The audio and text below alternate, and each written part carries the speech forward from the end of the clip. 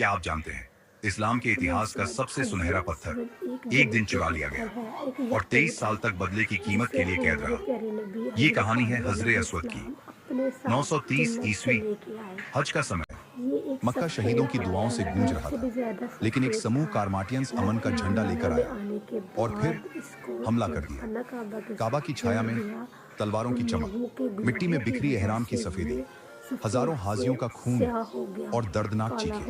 پھر انہوں نے وہ چیز چرا لی جس پر رسول اللہ صلی اللہ علیہ وسلم نے اپنے مبارک ہونٹ رکھے تھے، حضر اسود، اور اس کی واپسی کے لیے انہوں نے بہت بڑی قیمت مانگی۔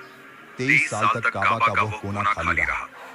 مسلمان رخ تو اسی طرف کرتے لیکن دل ٹوٹ جاتا۔ جب 952 عیسوی میں پتھر واپس آیا تو وہ 7 ٹکڑوں میں ٹوٹا ہوا تھا، اور جس ابو طاہر نے یہ سب شروع کیا تھا، بعد کے مسلم ہسٹورینز نے لکھا کہ اس کی موت بہت